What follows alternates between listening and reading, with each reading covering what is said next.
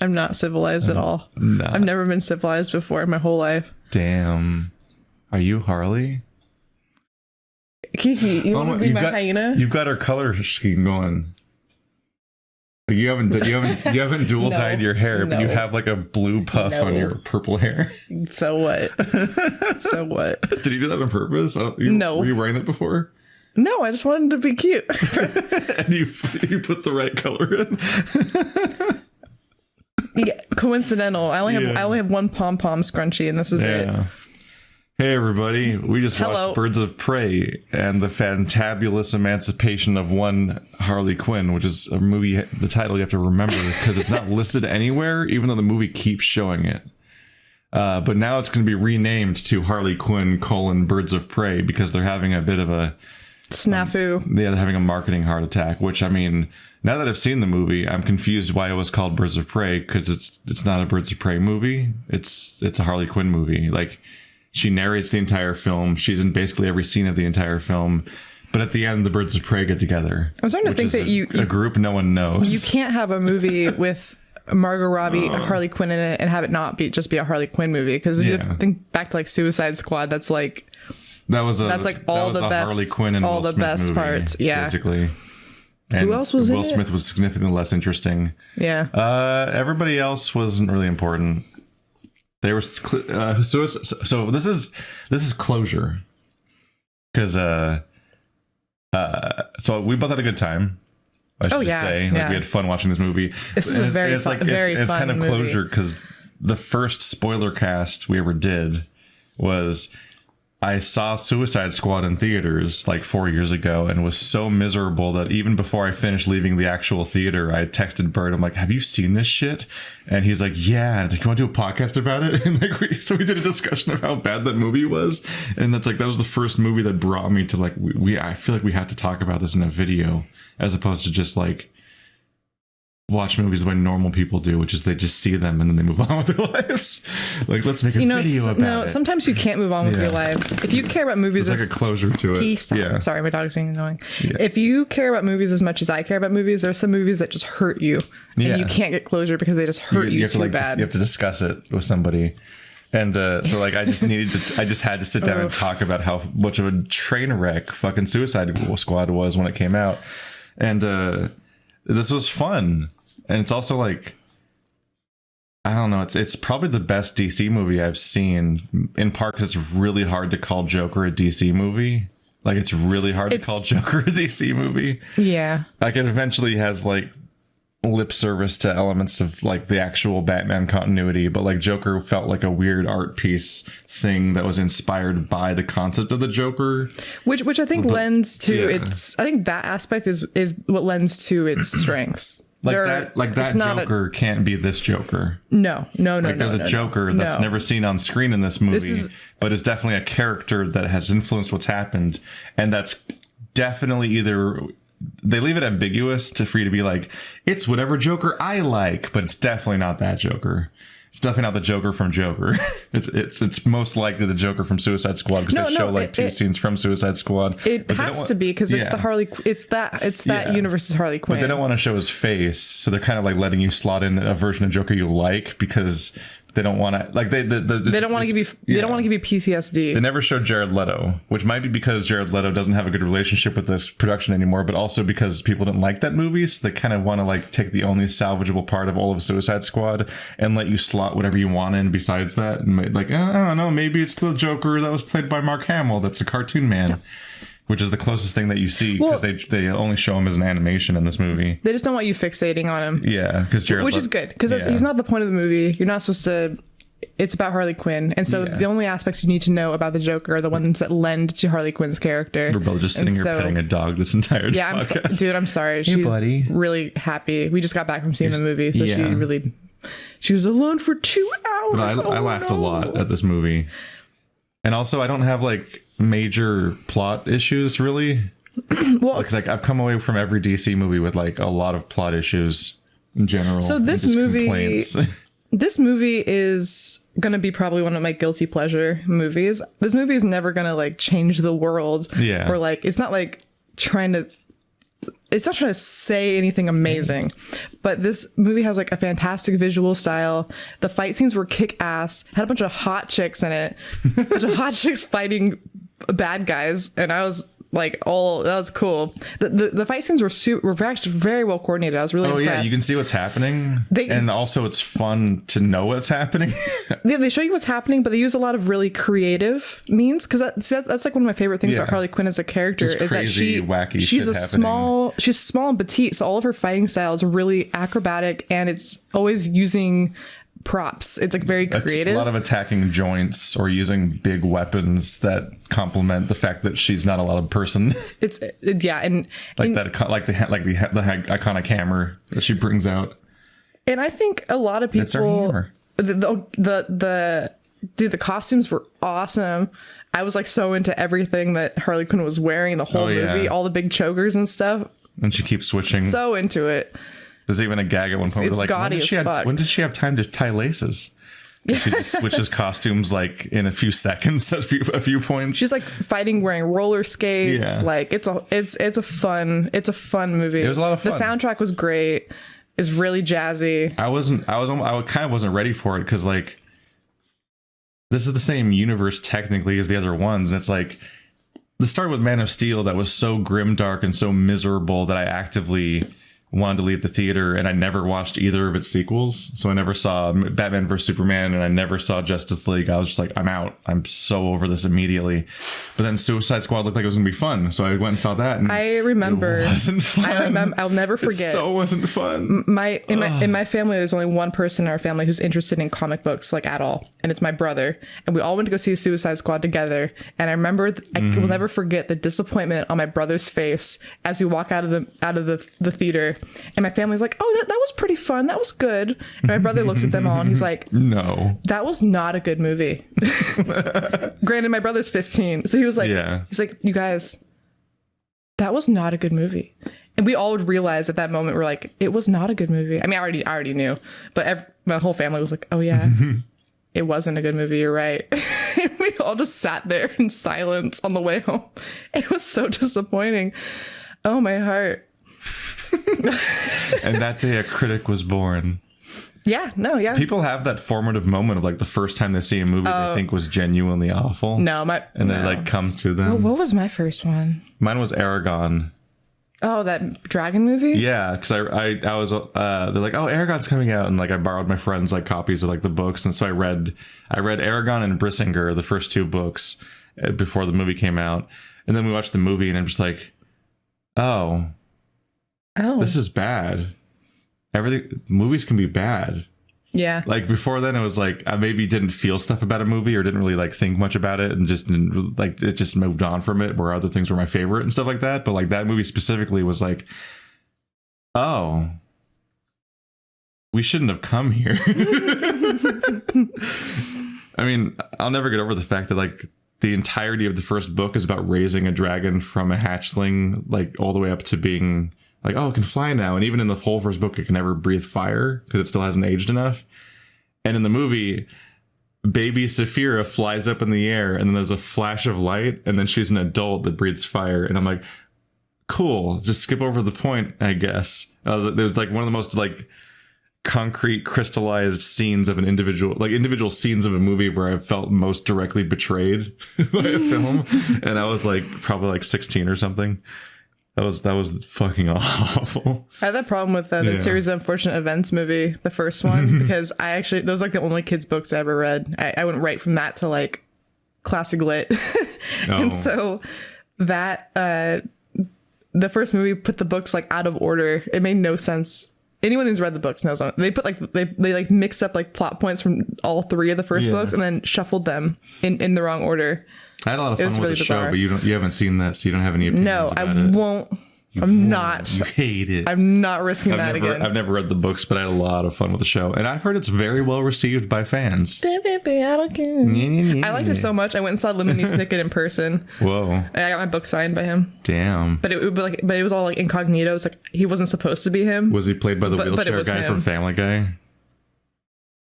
What? Because in the show, Lemony Snicket's a character, and he's played by the guy from Family Guy. Patrick Warburton. Oh my gosh, really? Yeah, he plays Lemony Snicket in the entire series. So he talks. He'll show up in the middle of a scene where he's not canonically there and talk directly to the camera. Because like I think isn't his shtick that he's like kind of investigating the story of the kids after the fact. He's involved in it. Yeah, he's involved in it, and so he's saying to like, I wish I could tell you that this ended well. Yes, like I love. And he's saying it like directly to the camera and stuff like that. So dark for a kid's series, and then that's where I learned what I learned a whole bunch of cool words. Yeah, those scenes are still in the show where they define the word that was just said. And it's always like the baby will say a word, and they say it's a lot of moments like that. Yeah. No, it's also a really stylish show. I learned the word tedious. Yeah. But anyway, the movie we saw. Sorry. I was but I saw Man of Steel and I was like, I'm done with all of DC. This is dead on arrival so quickly. But then I'd hoped for Suicide Squad because it promised to be something totally different, and I was fresh off of really liking Guardians of the Galaxy, and I'm like, this will be great. Yeah, I like Guardians of the Galaxy. In retrospect, very funny because that guy got temporarily fired for fake Twitter controversy and is now the director of Suicide Squad 2.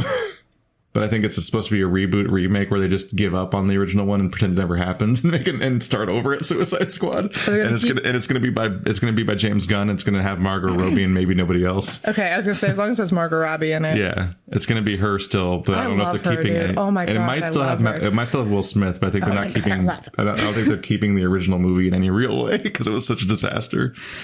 I just saw her in that one where I'm so sad I can't remember the name, but it's the one where she's that ice skater. Margot Robbie? Yeah, the ice skater that... last time I saw her was Hollywood. Oh, yeah. Once Upon a Time in Hollywood, which we'll get to at some point. Sharon Tate. It's in the stack. We'll talk about it again. She's the ice skater who hired a hit on her opponent, the real story about that real ice skater. I don't think I know about that, but are you sure that wasn't just Harley Quinn? Well, you didn't know about Charles Manson, so no, I just don't know about some things. Some people don't know about everything. Oh no! Okay, we're not going to do that. It takes time to learn about all the things. Keith didn't know about Charles Manson. I know who Charles Manson is. I just didn't know that that's what the movie. I didn't know going in. The movie ended before you knew that what it was about. These things happen. I watched Across the Universe before I knew who the Beatles were. And I watched Once Upon a Time in Hollywood, not having been warned by anyone going in that it's about a murder that happened. Dude, I tell it. I just thought it was a fun movie about Brad Pitt and Leonardo DiCaprio playing these characters that I thought were also not real. I tell that story to everyone who's seen that movie, and not a single person I've told that story to has not been so sympathetic to my situation. That's fine. I'm not saying you're wrong. I'm just saying I was watching a fun Tarantino movie. You saw a movie with someone who didn't know what the movie was about, and I said, I know. Well, sometimes something's so obvious that nobody mentions it, and then you don't have anything to hook on to, so you think you're just watching a Tarantino movie about like the 70s or something. Okay. And you're like, this will be funny. We're gonna hang out with these guys. And like, look, that guy's trying to act, and he's like taking lessons from like a kid. This is funny. It's just I was there for the Tarantino movie. I'm sorry. Nobody told me. The movie doesn't tell you. It's called Once Upon a Time in Hollywood. The title's not The Manson Murders. I knew it. Charles Manson shows up in the first 20 minutes. They're at Roman Polanski's house. They say Roman Polanski's house. They say, oh, that's Sharon Tate. And I'm like, oh, well, fuck, Sharon Tate's going to die because I know what happens to Sharon Tate. Isn't Roman Polanski still alive? Yeah, but Roman Polanski... It's not like it's like, oh, yeah, the famous murder of Roman Polanski. Yeah, but it happened at his house. He's alive. It happened at his house. I don't know these things. Okay. Sorry, we gotta move on. You really like serial killers, and I don't particularly hunt this information out. The average American knows about the Manson murder. It's not a weird thing. We're gonna have this exact same conversation in Hollywood. I'm sorry. Okay, I'm not even saying you're wrong. I'm just saying no. No, we gotta move on. I'm just saying no one mentioned it. We just walked into a movie that had zero hints. Are we still friends? I don't know if I can do this anymore. Okay, we gotta move on. Talk about how much you liked the Harley Quinn movie. Before I fucking have an aneurysm. So a few things that stood out to me specifically with respect to Suicide Squad was one, We went from a movie where all the action was very hard to see, but also boring if you figured out what it was, because it was just like a bunch of people shooting in the dark. And you couldn't the tell lighting was so bad in Suicide Squad. But like, even if you could tell what they were doing, it was like they're just shooting people. They're shooting like putty soldiers from Power Rangers. Like, none of this action matters anyway. Whereas in this movie, it's like a bunch of really clearly shot scenes where crazy stunt double shit's happening, and like really specific combinations. Like, it goes back and forth between like really badass and really like humorous back to back and oscillating, and it's all fun to watch. Every action scene doesn't feel like a waste of time, and you're having fun with it. But also, the other thing that stood out to me is that all the music's fun and used well. Oh yeah. Which, coming from Suicide Squad, it was like it was like watching fucking Percy Jackson again. Where like Percy Jackson's the movie where they're like, looks like we got to go on the highway to hell. Looks directly at camera, and they start playing Highway to Hell, and I'm like, I hate this movie. Like, that's what Suicide Squad's whole movie was like, oh, let's watch this character. Oh, here's a song of, oh, this is an Aussie that does crimes. Here's dirty deeds done dirt cheap. Here's I do like that song though. It's good music, but you can't just play it for no reason. And you also can't have it like as an endless montage. Like, all the music was so forced and awkward in Suicide Squad, and it's like, how are you making me not like songs I like? This is weird. Whereas like, I just had fun all the way through Harley Quinn. It's all funny. I felt her deep in my soul when she cried over a breakfast sandwich, which is also like my favorite kind of food. No, it's like, to be honest, I was so happy that breakfast sandwich looked really good. It looked really good. It was such like a food porn moment of like straight from like a JRPG, and you're like, I want this sandwich so bad. And some nice sizzling eggs. It's the most tragic death of the movie. Yeah. Oh yeah, yeah.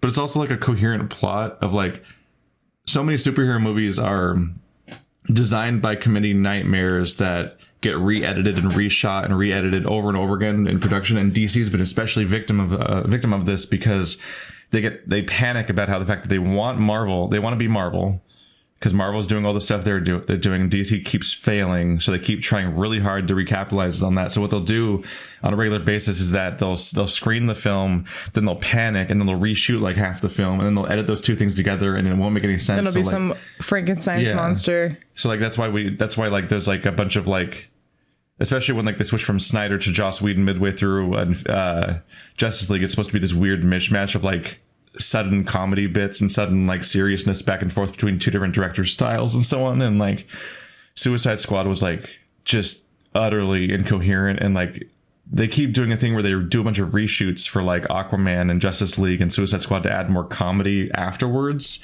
in order to try to make it more like doesn't feel Marvel, natural at all, because they're too insecure about whatever they were making in the first place. But like, this one clearly it just felt like it was all planned. Oh yeah. And one of the ways that felt right was the fact that like, there's a lot of stuff that's set up throughout the movie that does pay off, which is supposed to be like not a thing to remark on, because that's supposed to be how competent film making works, but that hasn't been a thing for DC. Like, they set up her roller derby stuff at the beginning of the movie, and not only does the person that she decks in the face come back later, so that's a setup, but her roller skates come back later in the climax. Mm-hmm. And like, multiple things set up early come back, all the way, including the fact that her big triumphant moment at the end is eating a breakfast sandwich and everything like that, and getting it and so on. And like, so it all feels like somebody wrote the whole script before the movie started being made, which hasn't been true lately. Well, I feel like Harley Quinn's character stayed true to Harley Quinn's character the whole movie. I liked how at the end she betrayed everyone. She's she's not a member of the Birds of Prey. Like, a good example of this was actually, and so you saw Suicide Squad, so you remember this. I did. Yeah. So at the beginning of the movie, Captain Boomerang, they set up, he's got this funny stuffed animal in his jacket, right? Yeah. So later in the movie, he gets stabbed. And it's like, oh no, what happened to Captain Boomerang? You know, not really like, oh no, because you don't care about him. No. But like, oh no, what happened to Captain Boomerang? He opens his jacket and it stabbed the money. It's like, you established he has a thing in his jacket, and you forgot you established that. And then so when he gets stabbed in the place where his pink unicorn is, it stabs the money. I don't never see the unicorn again. Remember that, because that's how little it mattered. But like, it's because it's so re-edited and reshot and rescripted and so on, that like basic setup and payoff stuff. Stupid. like you sitting there like in a formulaic way are just like, oh, it's going to be the pink unicorn. Like it's not even like a plot twist or a surprise. It's just like that's how you make this a satisfying scene in any way, is like you bring back the thing that was established earlier. But no, he's just got some money. What is the name for that?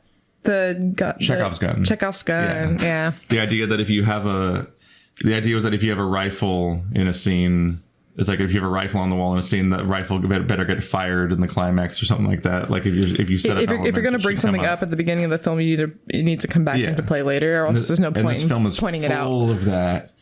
They also probably should have called this movie Harley Quinn and Black Canary, because calling it Birds of Prey is confusing because it references a team up group that nobody really knows exists and features multiple characters that mostly the other two characters are way less developed. And they only meet in the climax, whereas Black Canary actually has scenes the entire film and is also with Harley Quinn throughout the film. The whole movie, or the group, really only gets established as an actual group at the end. So it's basically like their origin story, but there's no point in calling it just that if we're not going to say it's an origin story. And also there's no point in even naming it after an origin story if no one knows that the concept exists in the first place. I'd be surprised. Like we're making a YouTube video, so like people are like, I know who Birds of Prey are, but fuck, I don't know. Like I watched 2 seasons of Arrow, so I knew who Black Canary was and I knew who Huntress was vaguely, by like I knew them well enough to be like, because I didn't know going into this who the Birds of Prey were, but I saw the singing scene and the camera's panning by and she has a bird tattoo on her shoulder, and I was like, that's Black Canary. Who is that? And then it was Black Canary, and then later on it's like, oh, they keep showing a crossbow lady, and this is DC. That's probably Huntress. Oh, that's Huntress. That was my only 2 gets, but all I knew was their names. I don't really know who they are beyond that point. I know who Zaz is. Do you know who Zaz is? No, but he seemed like a creep. Zaz. Yeah, he's a creepy creep. No, he's the least subtle serial killer in Batman. He was in the game, huh? Yes. Okay, I do remember. Yes, if you play the beginning of Batman Arkham Asylum, you have to sneak up on Zaz at the beginning, and it'd be like they're introducing like the kind of puzzle stealth combat that series has. Because Zaz's thing is he pretty much just kills people. But then he like carves hash marks on himself as he kills people, which is very on the nose. Yeah, he just keeps a tally of all the people. I wonder who's killed 100 people. Let's see, the person with the 100 slash marks on their chest. So I was frustrated by 2 things. One, he had hair in this movie because he's supposed to be bald. But 2, he didn't really have hash marks. He just had a bunch of scars everywhere, and it's like Why take that? Why take it away? Just let him have his hash. Just let him have his tally marks. Why do you have to have random scars everywhere? I don't know. I thought he was a different character because at the beginning of the movie he cut somebody's face off, and then later throughout the movie he cut his whole face off. Throughout the movie you see scars around his face. So before they called him Zaz, I was like, is he just some guy is he wearing someone else's face? Is this like Repo the Genetic Opera? Like, is that or Handsome Jack? Or Hannibal Lecter? Because Handsome Jack's just based on Repo the Genetic Opera. But like, is he wearing somebody else's face? He's not based off of Hannibal Lecter? Handsome Jack is based on Repo because Repo specifically, you can actively see the face stretched over his face throughout the entire film. Like it's really visible. And Handsome Jack has like the clear outline of the face and a bunch of things about where it's attached. See, Hannibal Lecter was just magically a different person, but he had the power of being played by a different actor for one scene, like, haha, my face. No, the part where he cuts off the guy's face and he just lays it over his own face. But in the face where he pretends to be the guy, isn't it just like... No, he's just all bloody and tied up. He's like, oh, and they all think he's hurt. But then he's not actually hurt. He's just Hannibal Lecter wearing the other guy's face. Oh, I haven't seen it for a while, I guess. It's great. It's like my favorite part. I thought they might have done the face-off thing where it's just the other actor, and they're like, haha, it was a face the whole time. No, because he's all bloody. So he's like, oh, and they think the guard's hurt. They're like, oh, are you okay? Right. Don't they like wheel him out as like a victim? Yeah, but they think he's a victim, but he's actually Hannibal Lecter. No, I remember now. They just think his face is fucked up. Spoilers for whichever Hannibal that was. Was that Red Dragon or was that Hannibal? No, I think that's the first one. Silence of the Lambs? Yeah. Mm-hmm. Remember back when movies didn't have to have recognizable franchise names? I love that movie. Those movies are called Silence of the Lambs. I think Hannibal, and then Red Dragon. And then Red Dragon. I thought Red Dragon was the second one. At the very least, it's known as the Hannibal Lecter movies, and one of them's called Red Dragon, and one of them's called Silence of the Lambs. All I remember, which is not brand recognition. Meanwhile, this movie's panicking and renaming itself to put Harley Quinn in the title more because it's Hannibal Lecter eats a guy's brains. Not good enough. It's great. Oh, it's so good. Watch Birds of Prey. Sorry. Yeah, watch Birds of Prey. Time. Just don't expect that much hyena. No, I was disappointed. I wanted to see hyena scenes, but actually it's basically all in the trailer. That's basically all they had budget for. And the hyena never moves. Keith was really focused on that hyena. I like the part. I like that hyena breaks free of the hyena. I like that Harley breaks off from the Joker and then just becomes this like jewel thief that has 2 hyenas and then goes off with Poison Ivy. Well, I want to see. They become chaotic neutral. I want to see that movie. Yeah. Oh my gosh, I would kill someone to see that. Movie. I would like to see DC just call Marvel's bluff and be like, "Fuck it, we're just gonna have like you guys are afraid of gay people. We're just gonna have gay people as our protagonists for an entire movie." just fucking call their bluff because Disney's so afraid of not having their movies in China. I'm just gonna think about who Poison Ivy would be played by. Yes. There is a gay moment in this, but it's coward though. It's blink and you miss it, but it's there for a second. Is it during the animated part? Yeah, I saw it too. Yeah, I did. There's a slot machine of all of her breakups, and one of them's a woman. It's like but it's just like a second. It's not nearly as much as like say Scott Pilgrim. The L word. I'm in lesbians with you. I'm in lesbians with you. Of course, we're thinking of Scott Pilgrim because she's in this movie because she's Huntress. Mary Elizabeth Winstead. I didn't realize it was Ramona Flowers. See, her face. I saw it instantly. Her face got longer. I don't know. And her hair doesn't look like this anymore. You changed your hair. Oh God, she changed her hair and she didn't tell me she was gonna. Yeah. What else? What other kinds of decisions could she make? We need to do a Scott. I relate a lot to that movie. We have to do a Scott Pilgrim video at some point, eventually, on our list of 50 videos to make. But we both like that movie a lot. She was great in this too. But like, I love 10 Cloverfield Lane, and we were just talking about how I just didn't realize that was her. I just completely failed to. I mixed her up with the lady from Other Things. No. I should just look up what that is so I can stop saying other lady. Because I'm bad at this. Because it's the lady from Scott Pilgrim. Not Scott Pilgrim. Donnie Darko is what I know her from the most. Donnie Darko? It's, is it Jenna Malone? Yeah. Oh, yeah. I was mixing her with Jenna Malone. Yep. Donnie Darko. Yeah. Because I know her because she was in the last 3 Hunger Games movies. She played the character who filed her teeth into points, which is ballsy. Apparently she's in Batman vs Superman, but I'll never know. Because I can't bring myself to watch that movie or the one between. Yeah. All right, so I was mixing her with Jenna Malone. So when I saw the promotional pictures, I thought Jenna Malone was in this movie. But then you're like, it's Ramona. I'm like, huh? It's Ramona. I had to like tilt my head and try to figure that out. Because I haven't seen her in a movie, I think, since 2007. Except for the fact that I just said I've seen her in a movie in 2016 and I didn't recognize her. Yeah. I basically just never learned her name was Mary Elizabeth Winstead. No, I just said, it's Ramona. So if you said that name, I'd probably be like, 10 Cloverfield Lane and not register. I had the same thing happen though, where it's in the Jesus, it's been a while now. 2 seasons ago in American Horror Story, the drummer from Scott Pilgrim is a main actor for the entire season. And I was like, and the whole season, I'm like, why do I recognize her?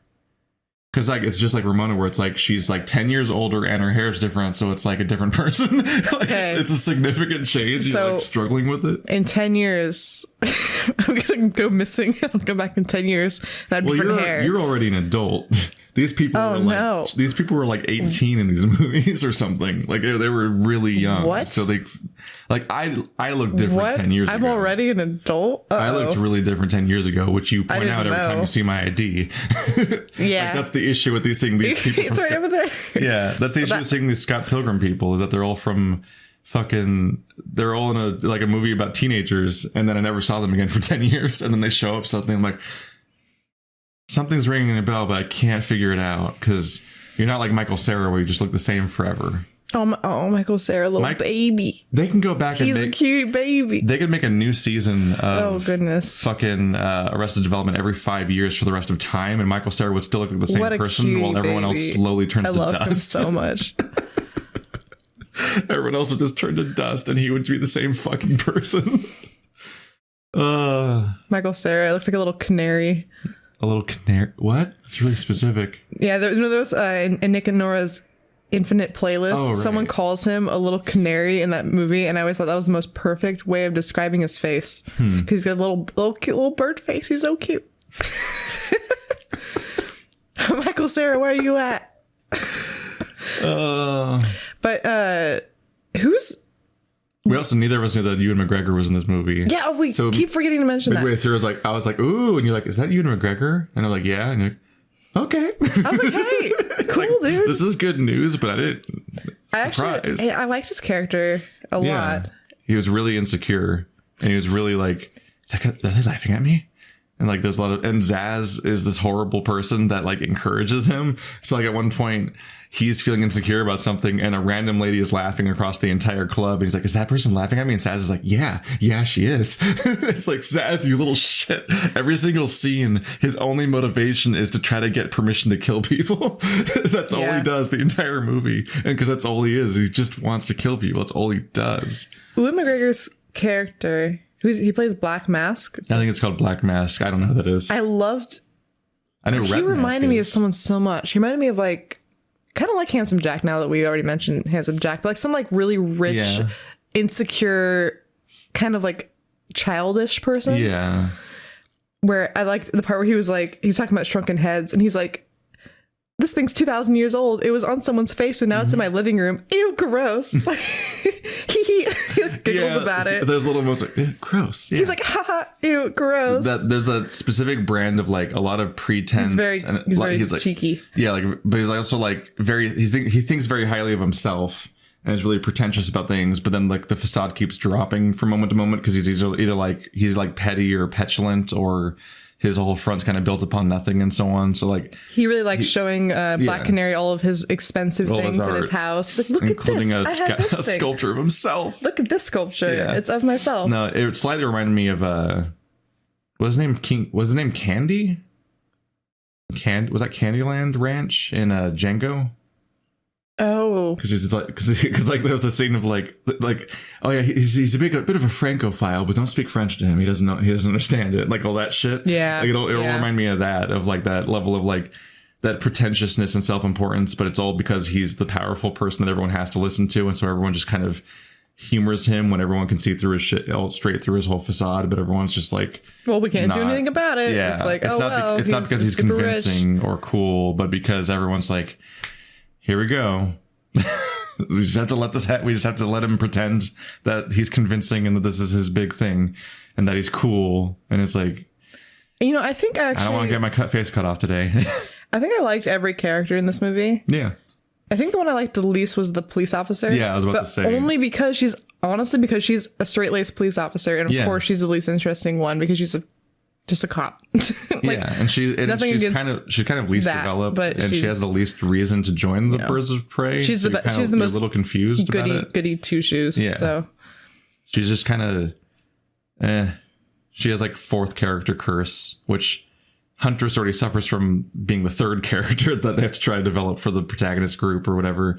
That's already like Well, technically Huntress shows up after. I mean, the cop character's already established. Yeah, but they're also kind of establishing Huntress throughout, but not very well. She just kind of keeps showing up, and you can't tell if she's just like another person who's mad.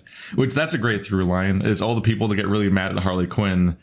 The moment that people find out that she broke up with the Joker, she's just getting that she's getting hunted down by various people because all of Gotham hates her and the Joker. Because she did a bunch of fucked up shit to everybody. So every like 5 minutes throughout the movie, another character shows up and you get a cartoon intro that looks like the one from Suicide Squad that was supposed to introduce all the protagonist characters, but it introduces all the people that are mad at Harley Quinn, and it's just her guess at who they are. So it's who they think, what she thinks their name is and why she thinks they're mad at them. But she can't even remember half the time. Yeah. And then it draws over their face and stuff, and they attack. And so like that's how you're introduced to Huntress. Is just like, is like the first instance of like, I have no idea what this is. I have no idea, but she's got a crossbow and. They did a good job of I liked her character a lot, where she's just like so stony that she ends up being socially awkward. Yeah, she doesn't know how to be a fun. She doesn't know how to have fun with anyone. She's very angsty. The actress that plays Huntress does a lot with the very few scenes she has. Like there's really specific ones of like. The way she like the one on the booth together, she really specifically performs where she's like awkward, doesn't really know how to interact with everybody, and it's all like conveyed that way without having to like just say it out loud. Whereas like Suicide Squad would have just explained to the screen what her character was supposed to be. There would have been a character on the side saying, "This is Huntress. She's socially awkward because she was raised by a bounty hunter. She's very good with a bow. I wouldn't recommend getting killed with her because her bow captures the souls of the people." That's exactly what I was referencing. Yeah, I'm glad you got it. No, that's no. Suicide Squad's so uniquely bad that it sticks with you for years. Like. There's so many moments where I'm like, I haven't seen that movie that many times. I just will continually remember like really dumb scenes, like establishing Katana so that she can be off camera the entire film. Yeah. What a shame. So this stupid. is Katana. This is my Katana. right-hand man. I wouldn't recommend getting killed by her, which is a very weird thing to say out loud because it involves getting killed, which is kind of self-evident. But I'm supposed to be funny. But her sword captures the souls of the people she kills. I'm sure that won't come up later in this movie. Although I'm not entirely sure it did, honestly. I think it maybe happened one time. Established for no reason. Yeah. I don't know. Whatever. This is Slipknot, the guy who can climb anything. Okay. Except away from this bomb. Damn. I don't know. We recommend Harley Quinn. It was fun. It doesn't seem to be doing very well. It's selling poorly. It's got a 6.7 on IMDb. Its Metascore is like 60%. It doesn't look like the most. I don't know. Maybe we're gonna find out tomorrow that like people don't like this movie.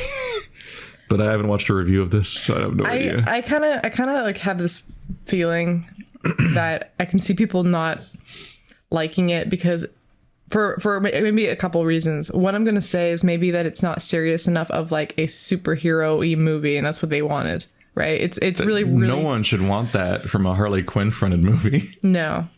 I was going to say I could see some people maybe thinking that gets annoying, but I honestly never feel that way. No, I had a great time. You think like I thought going into Suicide Squad, oh, this character is going to get annoying. Yeah. It never does. I think Margot Robbie is the only person who could ever play Harley Quinn for me ever again. She has a version of it figured out. No, she's got it so good for me. I never hate her. I can't hate her. Cutie patootie, dude. I can't. It's interesting how she can kind of adorable. She kind of has the power to embody the concept of Harley Quinn while never dressing like Harley Quinn. And then she just becomes what Harley Quinn looks like now. Have you noticed that? Yes. Like she never wears the Jester outfit, which was true in Suicide Squad, but then that just became the new Harley Quinn. She's like she just dressed up as a completely different person, but called herself Harley Quinn, and everyone's like, I guess that's Harley Quinn now. She's such perfect trash. Like she's so perfect trash. I love her little face tattoos. And in this movie, she's not dressed up as Jester or that Harley Quinn. She has none of. She wears so much gaudy gold jewelry, and none of it matches each other. And she's all like, she's just so like club fucked up looking all the time. Her new shtick is just too much color. Perfect. She's so perfect. When she was like romping around in the dance club, I was like, I've been there. That was me before. But I'm never. I've been that. I'm watching this and I'm never thinking like, that's not what Harley Quinn looks like. Like for some reason, it just becomes what Harley Quinn looks like now. Like you're watching this movie. I'm fine with that. Her arms are covered in the strange like the fuzz sleeves or whatever. Like I don't even know what to call that. It's like her entire sleeves are basically like cheerleader pom poms. Oh, like they're like it's all fringe. It's like she's wearing it's like all jacket. The way from like shoulder to wrist. It's just all that, and it's like yeah. Sure. I know that people who really like Harley Quinn and people who cosplay Harley Quinn have a bad rep because a lot of them don't like it for the right reasons. There's been a complicated relationship. Like I have White Knight back there, the Batman thing, and it's specifically they split Harley Quinn into two characters, and that's the reveal is that in those comics, Jester / psychiatrist Harley Quinn, which is OG Harley Quinn, is literally a different human being than the one from Suicide Squad. And they're two separate people and they fight. And they have different personalities. They're different traits of Harley Quinn. Where like one of them's the one that's in love with the person who, Jack, the person who became the Joker, and the other one's in love with the Joker and doesn't want him cured and never doesn't want him to improve. And so like that's trash Harley Quinn is the one that just wants the crazy man, and whereas Harley Quinzel's the one who fell in love with him in the asylum and loves the person despite his sickness. That makes sense. It's an interesting idea, which I almost want. On some level, I almost want like a version of that to come out at some point that could be interesting. Although in this one they'd almost have to reverse it because. Like this, they've already established that the trash Harley Quinn is the psychiatrist Harley Quinn in these movies.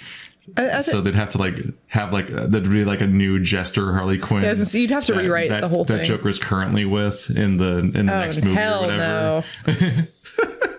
Well, Jared Leto Joker I can't imagine him with anyone. No, I can't imagine him ever again. Jared Leto's a mistake. I like Jared Leto though as a person. He's fine, but that was just not a good Joker. Fight Club and Prefontaine and in American Psycho. I mean, I talked about it back then too. It's just like it's not even entirely his performance, but just the fact that his Joker is just a massive waste of time in that movie. Like he actively interferes with the structure of the movie and keeps interrupting it. And like wasting a lot of time to show like him like, look at me laying in my pile of knives. I'm like, you're not a character in this movie. Go away. And he keeps coming back and like, you're not in this movie. Why won't you go away? And then he kind of just goes away and you're like, he still wasn't really in this movie. Why was he in this movie? Looks like a fucking rapper. Yeah, like it's such a weird case of like a character that's basically not in the movie that won't stop being in the movie, which is a weird thing to say. You're just mad about his grill. No, it's just the fact that he's just not in the story. He straight up isn't in the story of the film, but keeps coming up in the film. And they're like, why are we don't have time for this. We barely have time for the character. Like it's supposed to be about this ensemble cast of all these villains that they can't establish, but they establish Joker more than literally any of them, but he's not in the plot of the film. Yeah. So all he does is show up in a helicopter once and then he's gone. And it's like, why did you establish him? We get who the Harley Quinn is. You don't have to. It's fine. I don't know. I'll always have a good ex about that movie. Yeah. I mean, it's so hard not to just fall back into like trashing on Suicide Squad forever. It's endless fodder for angry movie nerds. Hopefully James Gunn just retcons it out of existence by making a better movie, and then we just pretend that's the Suicide Squad movie. That'd be cool. It'd be like like the Hulk movies all over again. Yeah, where they just made another one. That was confusing. I think the first Hulk movie is not canon, but the second one is canon, even though it was a different actor, because they acknowledged stuff from it, and I think it might end with Nick Fury. I think Nick Fury is at the end of the Ed Norton movie, even though he then gets recast as Mark Ruffalo and they just don't acknowledge it. I think that is the Hulk movie, and that's the origin of Hulk. You just aren't supposed to acknowledge the fact that it's Ed Norton. But the previous one, the Ang Lee movie, I think isn't canon. The one where they end by fighting in like a lake or something and you can't tell what's happening on the screen. He like fights a god tornado or something, and I don't know. I don't remember very much of it. I love Edward Norton too. Yeah. But yeah, no, he's not a good Hulk. And when I saw him, I cast the Hulk even, I was like, no. Fight Club, American History X, Death to Smoochie. Like, you need to be not this, dude. Not this. I love you. I think this is kind of Moonrise Kingdom. You know what you know what the highlight is of a movie, a comic book movie that's not about superheroes, is that the climax is just people fighting. Yeah. So like, you don't get the fucking like Frieza versus Goku ending where it's like people hitting each other with super blasts, and then like the screen's covered in special effects, and you kind of can't tell what the fuck's happening for like 5 minutes straight, and then they're like, oh, that time you punched him won for some reason. I guess it's over now, and you're like, I don't know what the stakes were, but I guess they won like we always knew they were. Like I literally check out for like the 5 minutes of almost every superhero movie I watch, because it's just like, all right. I didn't check out during any of the fighting scenes in this movie, and I honestly check out during a lot of fighting scenes. If they're not interesting, I think of them are boring. I'm too desensitized to like gore and stuff. Like I don't know. I was like, I don't. This one had some like shocking. This one had violence you felt. And you're like, oh. Yeah, it's good. A lot of like knee breaking and stuff. Yeah, fixation on that almost. Which is like a thing. Yeah, it happened like several times. But like, which is was also that a bird thing? Because birds of prey, so they made a bunch of backwards knees happen. Because I like it though. I like the noise it makes. But in superhero movies, you can't get away with that either, because superheroes can't do fucked up shit. No, like this was this R-rated? I think it might be PG-13 really? At least.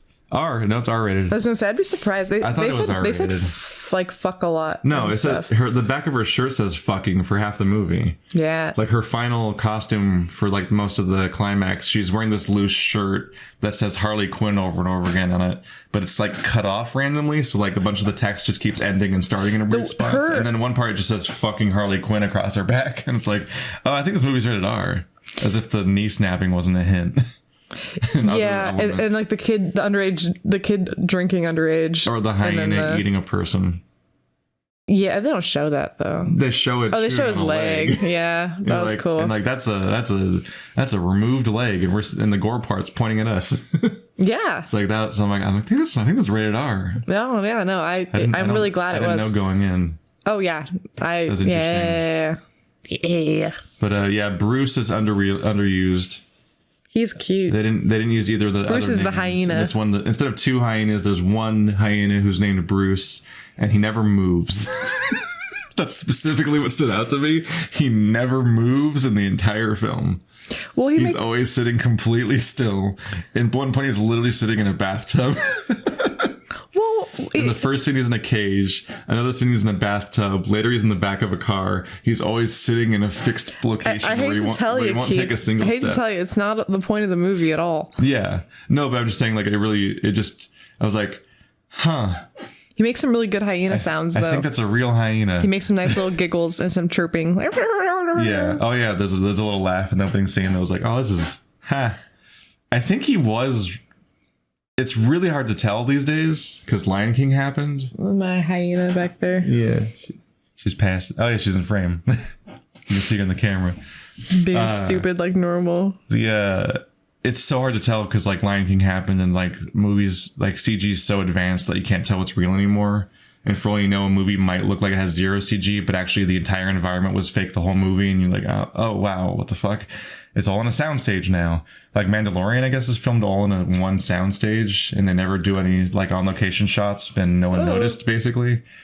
So like for all I know, there was just never a hyena in this movie, and it was all CG. But like it looks really real, and so like Keith, I guarantee you there was not a single hyena in this movie. You think the hyena was completely CG for the whole movie? Yeah. No. I was partly thinking that it never takes a single step because like that was part of like. No way. It was just easier to have it interactive. It never had to actually like move around the set at all. I would be way more surprised if there was even a fraction of a actual hyena in this film at all. Birds of I'm all off center on typing. Was the hyena real? This is a good question. Oh no. What? I just want the top thing that says right, Margot. I thought I read it that said like Margot Robbie wanted a real hyena. I thought it said. I lost track of what I thought I saw on this page. Whatever. We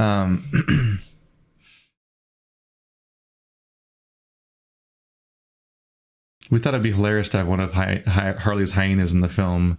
Suddenly everyone was like, what do we do? We can't just have a hyena, ? Can we? It didn't make sense to have a real hyena on set and have Margot feed it Twizzlers. Let's see. Oh, it was German Shepherds. It was German. It was two really lovely German Shepherds. They CG'd over German Shepherds to make a hyena. That's funny. But the groom trekked out to meet a film-friendly hyena named Fonzie, but it was not meant to be. We went to go visit him, but quickly learned that it was going to be nearly impossible to shoot the amount we needed. He was obviously very dangerous, and anything you gave him was his. He would just take it. It belongs to him now. It says that that's funny. Margot Robbie actually did do all of her stunts on roller skates, though. Yeah. That girl. It says, I do a lot of roller skating. Well, she did that ice skating movie. So they CG'd over German Shepherds. Tanya.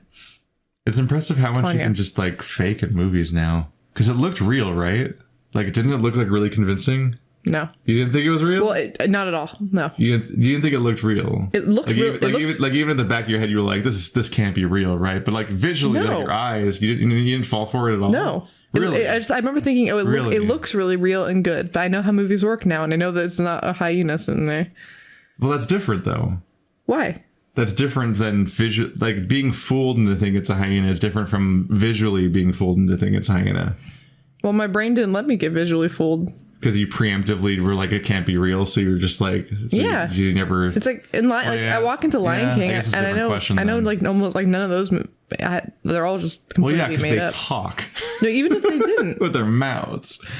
So the thing that made me think that the hyena wasn't real was in the first scene it shows up in. It like on cue, like kind of like tilts down and does like a little like hyena laugh, and I'm like, this is too perfect timing. Like, Keith, you're silly. Because movie animals are like awkward and like they don't act because they're animals, so like they're like awkwardly just sitting there and like not reacting to cues the way that all the actors are because they're not really engaged in the scene.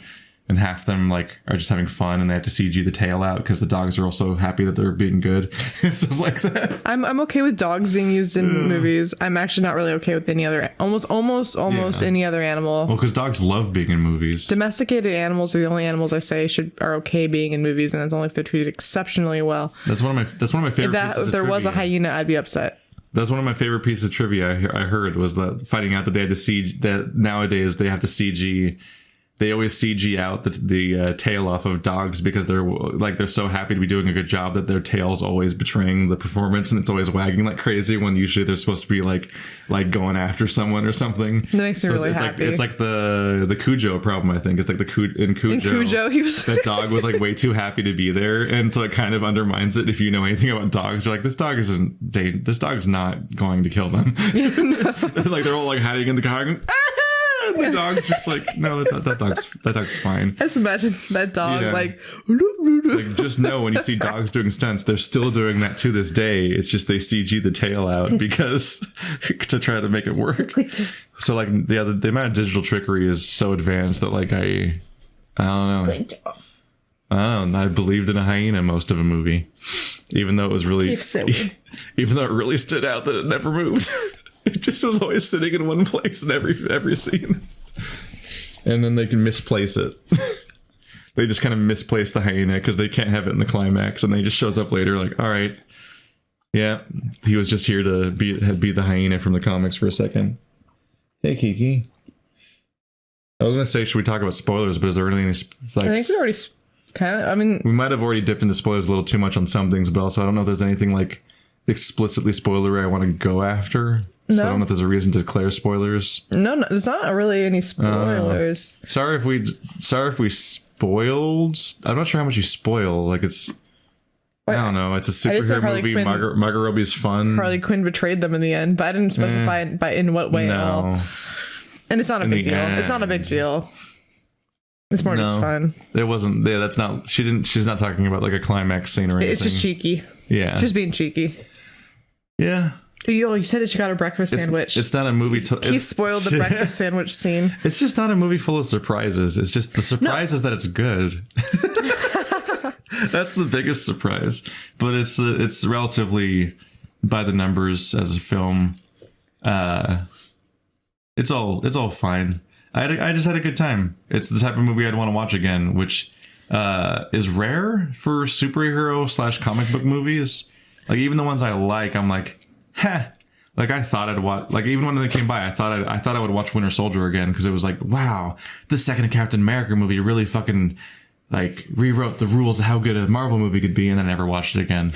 I've literally only rewatched the Guardians movies. And I was gonna say, I think those are the only ones I've rewatched too. So like I'll rewatch Guardians, I'll rewatch probably Harley Quinn, and basically nothing else from the DC Marvel experience so far has been like really worth revisiting. It's been like, that was fun in the way like a roller coaster ride is, I guess, and now I'm off the ride.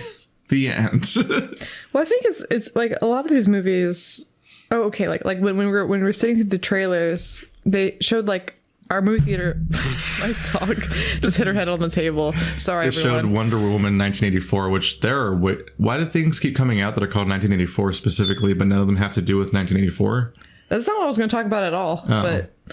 But are you thinking of 007? No, I'm going to talk about Goodfellas. Oh, that note, yeah. Our movie. Sorry, my dog just burped. I wonder if that was audible. So unprofessional. Just walk up to the microphone and gurgle at us. She's the worst. If you heard weird wet slapping noises earlier, that was just her weird like just frog tongue. That's like she licks out so violently that she slaps her own face, and she just like she audibly slaps her own face with her tongue. I'm sorry, everyone. Time. Kiki stupid. Yeah.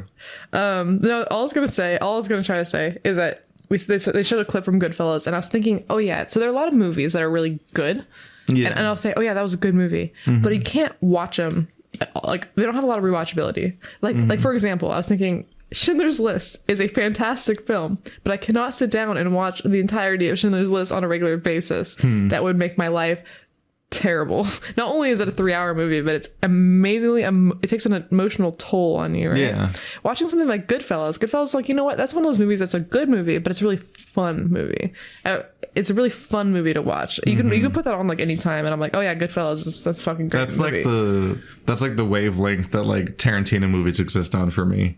Is I can just rewatch them. Oh yeah, like they're a specific blend of like fun and also everything else you kind of want from a movie. Indiana Jones, Back to the Future, those kinds of movies. This movie was like I said, it's not like gonna change the world, and it's not gonna be the best movie you've ever seen, but I really, as a fun little romp, it was exciting. It was visually very interesting. As a girl, I did get kind of like, yeah, girl, woo. Girls beating up guys. It's cute. I liked it. It's nice. It's good. It's good. Margot Robbie's amazing. I love There's her. Little nods at that too.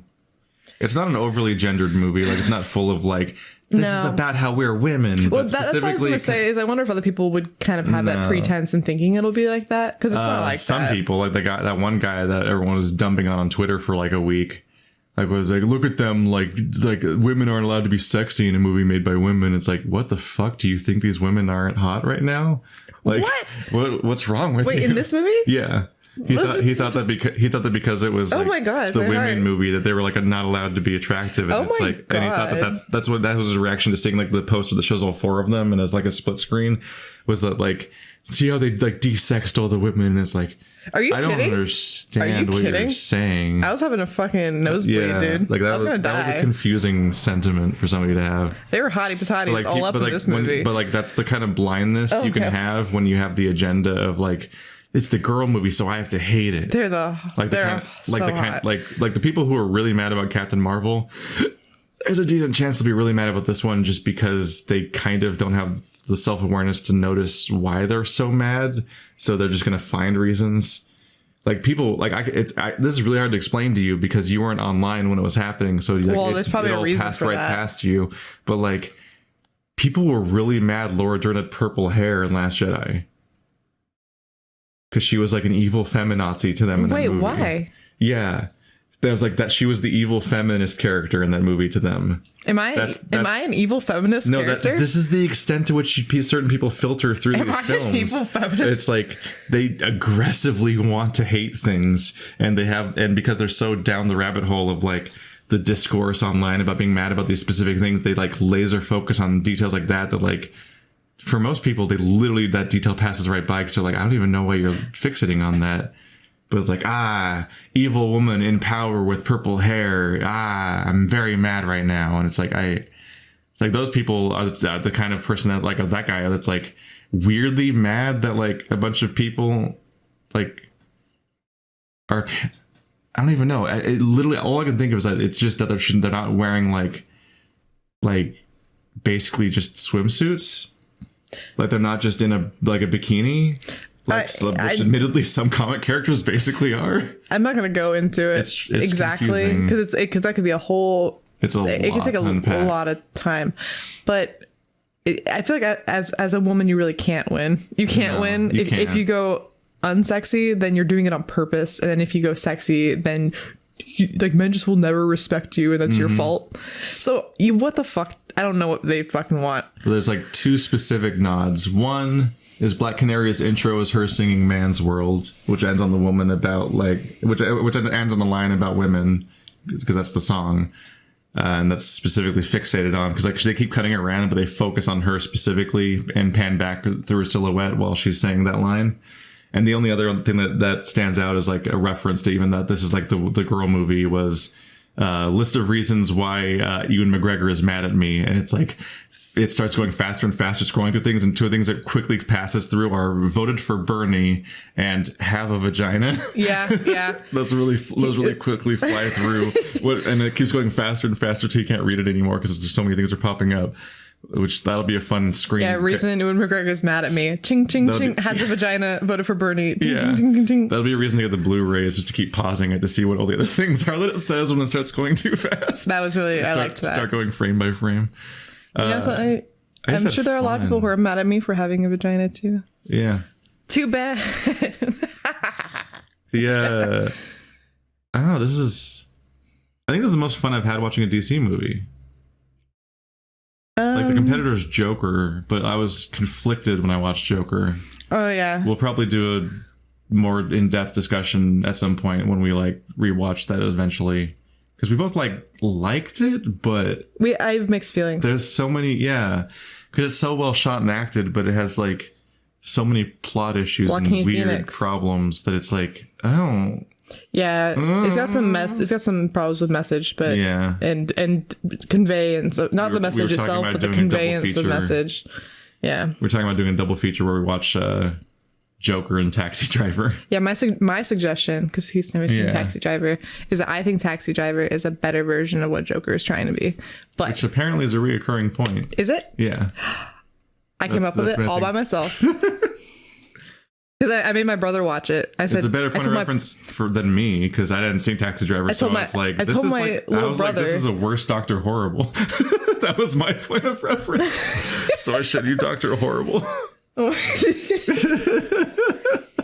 which is fun, but also it's at least a less conflicted message than Joker, Dr. Horrible. No, because it's less incoherent. Yeah, definitely less incoherent. Not gonna blow any minds. It's a 40-minute musical, but like Dr. Horrible at least has a coherent like direction to how it views its protagonist and their downfall and everything, as opposed to Joker, which has no idea what to think about its own character. And we'll get into that at some point. Yeah, this is a video about 12 movies. But sometimes we talk about Harley Quinn. Every movie review we make is a review about 12 movies. Yeah, that's what we do. It's just a podcast. You guys, centered around one point of focus of stress. I've seen too many movies. I watch like 2 movies a week. I've been alive for 26 years. Yeah. So I got a list. Because we went through, we were recording 2 games at once, and then sometimes 3 games at once, and we were going through the Christmas holiday season, so we just kept watching movies and never had a chance to talk about any of them. So it's just like writing them down because maybe we'll get to some of these. Our next video might be like a rapid fire burn through of just like talking for like 5-10 minutes about each one because there's just too many on this. But we have like Marriage Story, Redline, Fleabag, Don't Breathe, It Follows, Mask of the Phantasm, Knives Out, The Ritual, Snowpiercer, Once Upon a Time in Hollywood's Child's Play, The End of the Fucking World, and Sex Education. Yeah, some of those are shows. Oh yeah, I need to add BoJack Horseman and Tuca and Brady to this. Oh, BoJack Horseman. We've watched a lot of things, but this is just stuff we've both seen. A lot of it together, but a lot of it just separately, but we've both seen. we'll have to talk about Fleabag at some point. And it's just stuff we've seen recently. Yeah. It's not even stuff we've both seen. No. It's just stuff we both kind of have seen recently. Basically, since we started kind of doing a couple videos like this, and then we're like, oh, I should write them down as we go. And then it's like, we just don't have fucking time to record these. It's Christmas is happening, and we're recording Death Stranding and Pokemon. Like, it's just a mess. But it all started when we went and saw Knives Out. And like, oh, yeah, we're going to talk about this.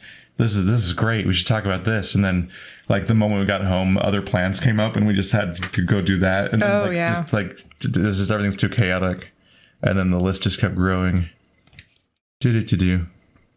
Anyway, have you guys enjoyed our weird, all over the place podcast where we also can't stay in the frame because this webcam's not wide angle? I hope you guys don't mind listening to us talk about movies, because I really like talking about movies, and like I said before, I hope we didn't spoil the movie too much. But also, I said we both liked it at the beginning, and I don't know how you expected like a 50-minute not spoiler filled review, so you really should have thought about that before you watched like an hour-long video where at the beginning we said we liked it. You probably should have stopped then if you just wanted a review.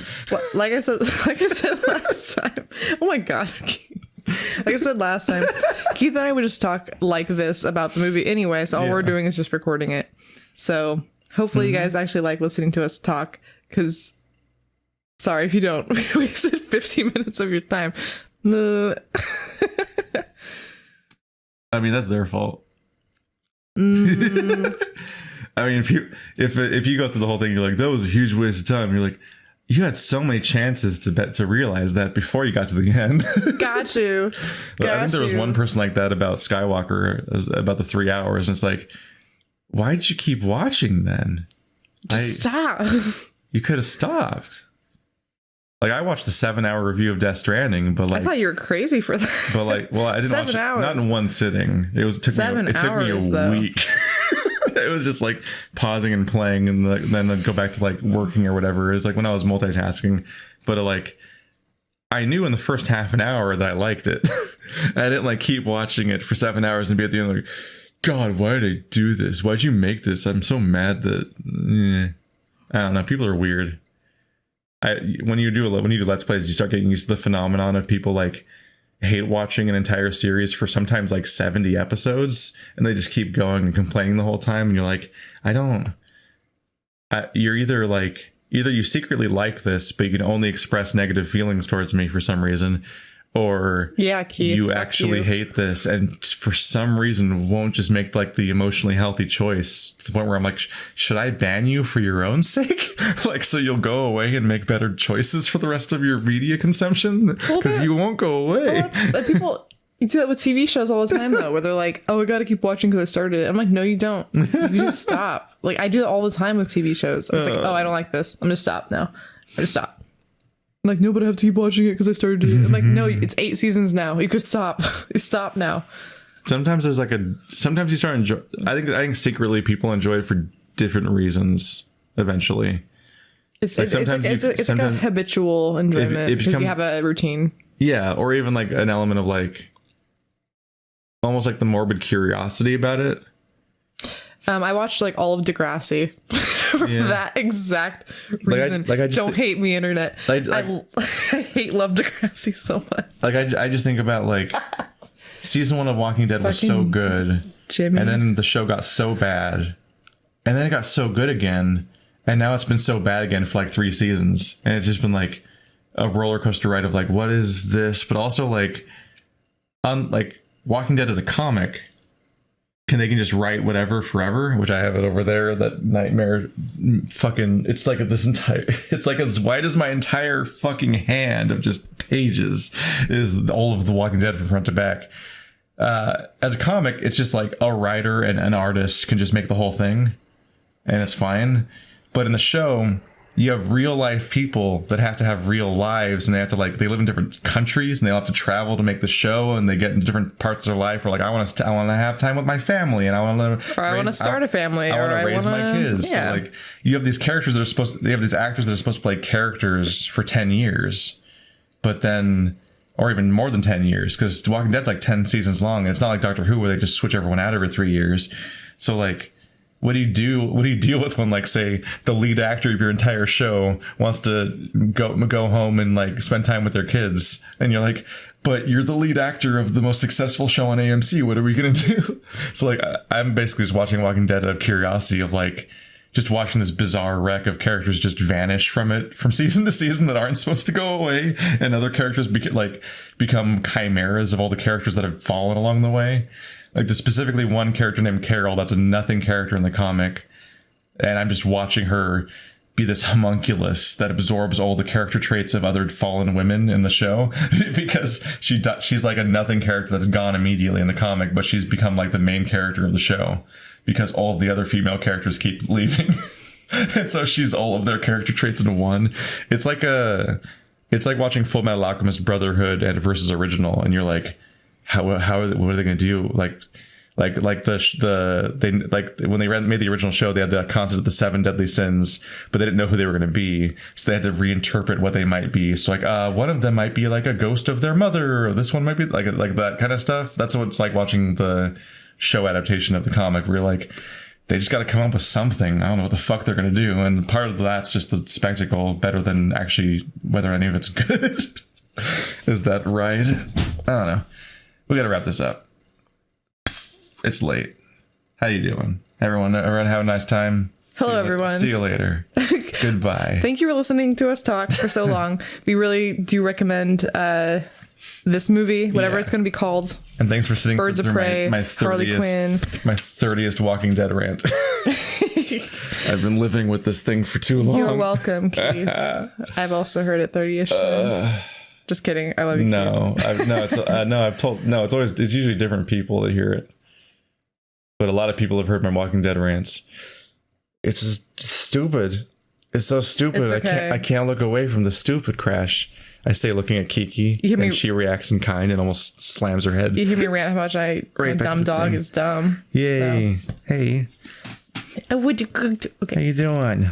Okay, but good night, everybody. Good night, everybody. Thank you for listening to us talk. It is very late. I have work, so. Good night, everybody. Good night. Adios. Oof, fall out of frame.